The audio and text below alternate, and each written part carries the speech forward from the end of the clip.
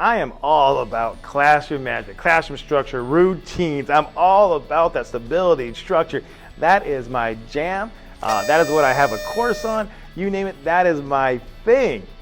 But I do understand that sometimes that can be a little tedious and boring for students. And so what I try to do here and there is I try to throw things in once in a while to kind of make it a little bit more exciting.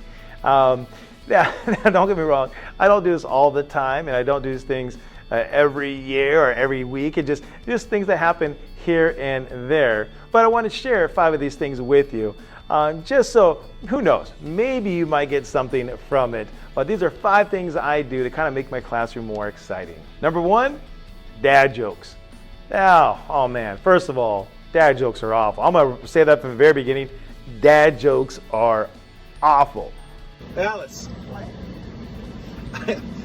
your mom asked for the chapstick today, and I accidentally gave her a glue stick. She's still not talking to me. But the best thing about dad jokes is the worse you are at telling jokes, the better it makes the dad joke. And so that's my go-to thing. And so you'll probably be in a classroom, we'll be doing notes, and they'll be copying something down. Then I'll say something to one of our teachers' aide, a dad joke, or we'll set each other up for a dad joke, whatever it might be. But, you know, those dad jokes here and there, some just kind of break up the old boring note-taking process. And so I'll throw in dad jokes once in a while, just kind of make things a little tad more exciting. Snakes, that's my second thing, snakes. Now I'm always amazed by these biology teachers that actually have snakes in their classroom or other bugs and everything else. And I'm like, yeah, that's not my jam. Ugh, I hate snakes. But what I have in the front of my class is it's an envelope that says snake eggs on it. And then in the envelope is a rubber band with a little metal piece. And so what you do is you kind of wind it up, and I just leave it there. So I wind this up, and I put that little metal piece of the rubber band in the envelope, and I just kind of paper clip it together. And then almost inevitably, some point in the year, I'll have a student go up there and say, snake eggs? What do you got, snake eggs? Can I see what's in that envelope? And I try to be real cool about it. I say, I just have them. Do you want to take a look at it? And the best part is when students actually take a look at the snake egg. So when they open up the envelope, because of that paper, the rubber band, it makes a little rattling sound. Oh man, those reactions are great. You know, they jump a mile high, the class is there and everybody's laughing, we're trying to figure out what's going on. And so something as stupid as that can just last an entire year when we look back upon somebody open up the snake egg. So that's another stupid thing I do to make it exciting. Now I actually did this, I think last year I did this. Now I'm not sure how successful this was. It didn't quite go like I wanted to, but I had a DJ for the day. And so it would be like taking notes. And what I did is I picked a student, our student volunteered to be DJ for the day. And what they had control over, they had a little control over a little strobe light, and also they had control over the speakers, and they also had control over some music, and they also had control over different sound effects. And my advice to them is, hey, you get the notes ahead of schedule. What I want you to do is I want you to find creative things you can throw in there to kind of break up the notes somewhat, to make it a little more exciting. And so they had different sound effects they can do. Or once in a while, like my favorite part was in this one student, actually a couple of them did this, they did a little intro for me. And so they kind of announced me as I walked. So it's time for notes, and I kind of be by my desk, and they'd say, up next we have Mr. Beal going to present the notes for blah, blah, blah, what it is. They kind of announced me like an announcer when I come.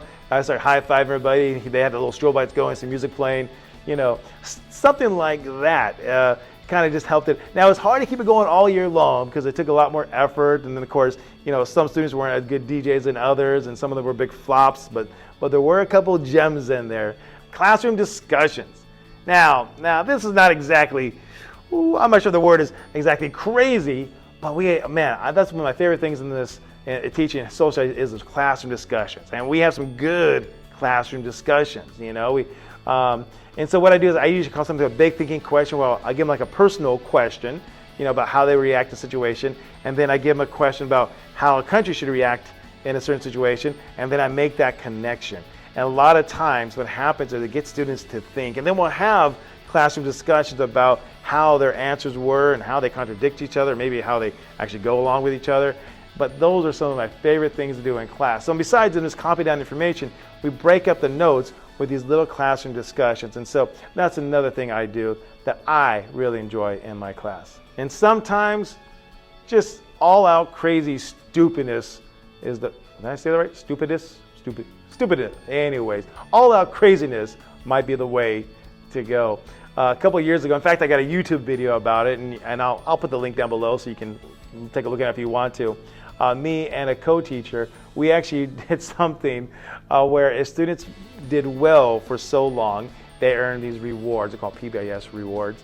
But when they get so many rewards, they can buy things. And one thing we put out there is that if they got so many rewards, they can put them together collectively, and me and this other teacher would do a performance for them. And that's exactly what we did. We called it the Bobcat Boys. If you remember a long time ago, something called the Island Boys.